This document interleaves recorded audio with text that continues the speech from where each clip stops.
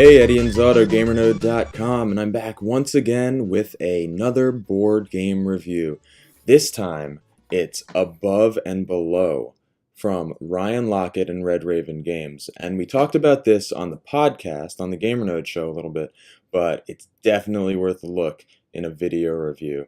This is a really interesting combination of Euro mechanics and story-driven gameplay. There's some dice rolling, there's some city building, some engine building. There's some resource management with a very interesting resource and income system, and just a really fun game to play. Beautiful art, not too long, not too deep, very accessible for a variety of gamers. I really do like this one. We're going to look at it on the table, and then I'm going to tell you how much I like it. Alright, so here we have a sample table set up for Above and Below. And this is only for one player at the moment. It doesn't actually play one player only, but most of what happens on the player board, and we only really need one to show that off. So each player would have what's shown here, and then all the rest would be what's available for players to interact with. This is your main round tracker, which tells you how close you are to the end of the game. Then you have a reputation track, which players will earn or lose reputation on based on their deeds throughout the game. And then we have a rarity scale of how rare the various different goods in the game are, which will come into play later on our player board down here on the goods track. So there are a few actions that a player can take on their turn, and each round will consist of players taking a single action in turns until all players have passed for that round. Villagers will be used to carry out these actions and will be exhausted as they're used and will have to be rested by staying in bed at the end of a round. And the actions are listed on the top of each player board. We're going to do them a little bit out of order. One thing that you can do is you can build, which means you can take a worker who has, well, a villager who has a building icon there, that hammer, and you can choose from among the 6 starting buildings, the 4 key buildings. These are special buildings that you're going to really want to aim for. The key buildings will help you build your engine, and the special buildings will help you in point scoring, these starting buildings.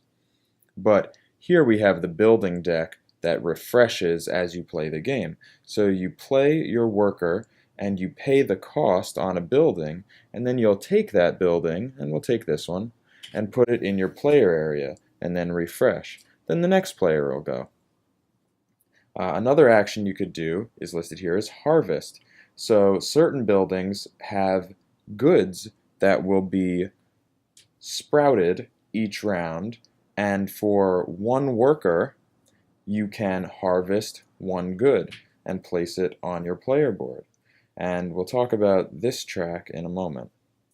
Additionally, on each round you can recruit. You can train new people, new villagers to come into your town.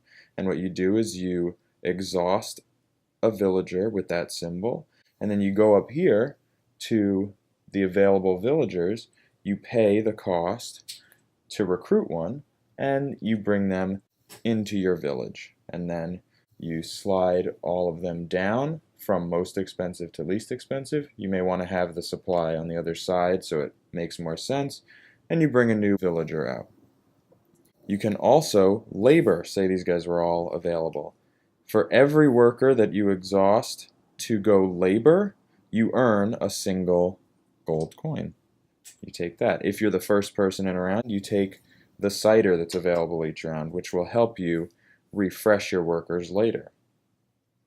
And lastly, players can do a really fun and interesting thing, is take a minimum of 2 of their villagers and exhaust them, and then go exploring.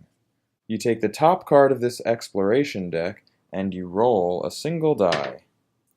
We get a 4 here, so we look at number 54. We go into this encounter book and we look up a scenario and give it to a player who is not controlling, whose turn it isn't, let's say, and they read, for example, your party arrives at this camp, blah, blah, blah. Do you attempt to reason? Explore 4 or explore 6. And then the other one is fight the Glogos, explore 3 or explore 7.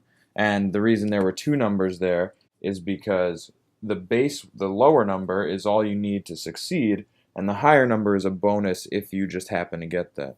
Then you roll dice, and you're trying to get the number that I said, explore 4 or explore 3, in lanterns. And the way you do that is by rolling at least a 2 for this character, who shows a 2 on a die over one lantern, and say we would have to choose to fight because it's the only thing we can actually achieve with these two people. We would need to get 2 on this character and 1 on this character for a total of 3. So let's go for it. For the right side, for this character, we roll that and we succeeded, and it's kind of hard to fail on this one, but we can, and we succeeded there. So we got all 3 lanterns that were necessary.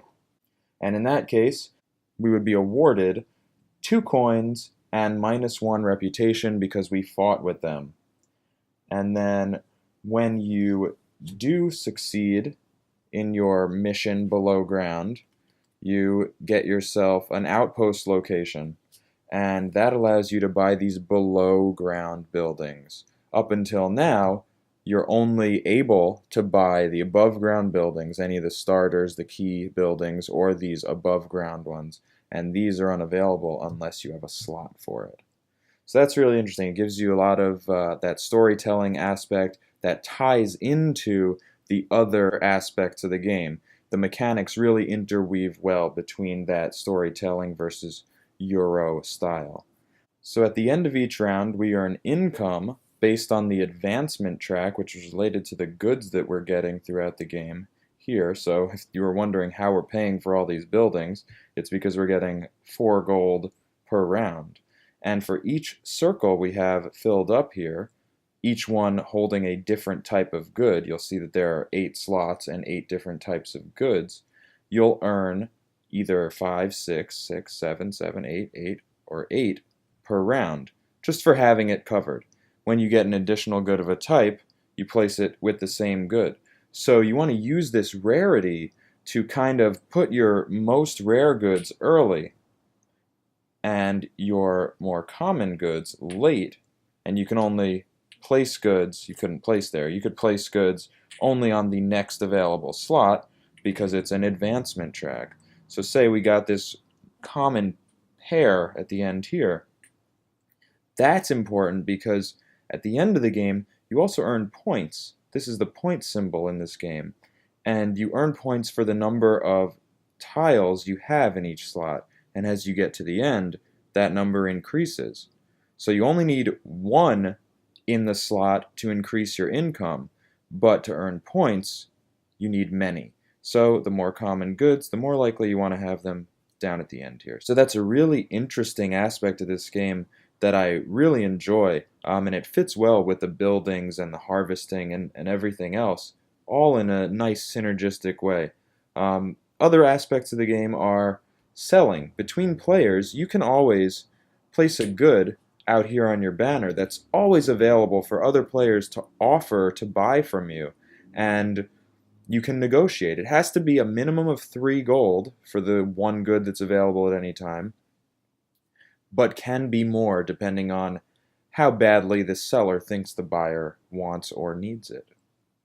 Players continue in this fashion over the course of 7 rounds, buying buildings, using them to build an engine to gain more resources, get more buildings, have enough beds for their people, earn more people, go on expeditions, gain outpost locations, build outposts, and get those big point-scoring buildings if they desire.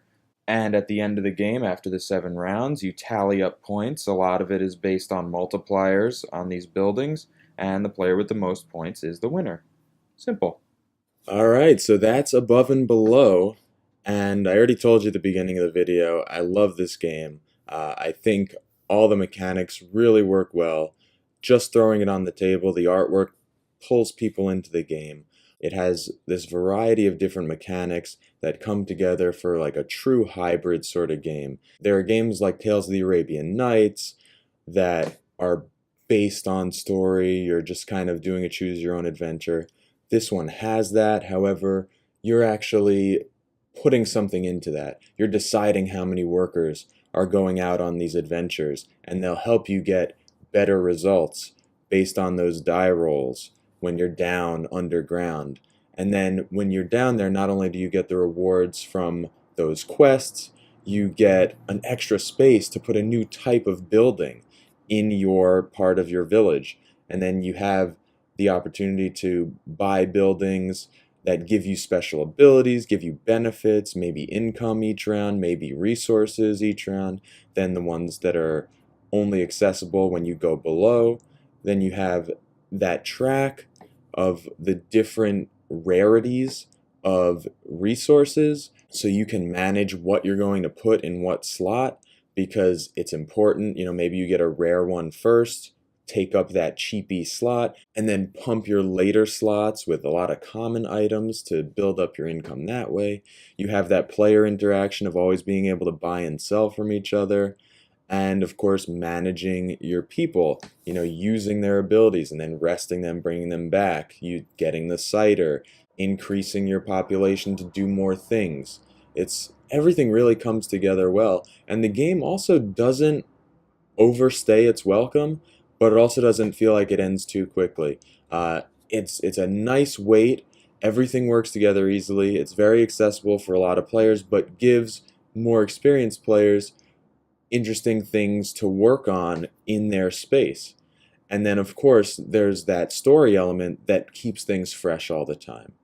Ryan Laukat and Red Raven Games, they have a new campaign book coming out with the release of Near and Far this year, so we can look forward to that. I don't know if that's just going to be a Kickstarter reward from the Near and Far campaign, but if it isn't, hopefully they make that available for everybody to just go out and purchase to improve their above and below experience. The artwork, as is always the case with Red Raven, we have Ryan's beautiful artwork that's all throughout this game. It gives it a wonderful feeling of whimsy, which goes right along with the story and all of the gameplay. Really works well. The game is a very cohesive experience despite using a lot of differing elements, and I think it's a really good piece of work. So that's Above and Below from Ryan Laukat and Red Raven Games. Really solid, worth picking up, or at least worth checking out, going out to play it, see if you like it.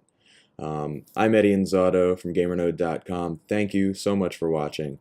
Please do give us a thumbs up on this video if you like it, and of course subscribe to the channel so you can catch all of our new videos as they come out. Do follow us on Twitter at GamerNode, and like our Facebook page at facebook.com/GamerNode. And of course, head over to GamerNode.com and check us out there. And if you really want to hear some more, subscribe to us on iTunes for the GamerNode Show podcast. We'll talk about board games, video games, all the good stuff that you like to play. Until next time, thanks again for watching. Have fun out there.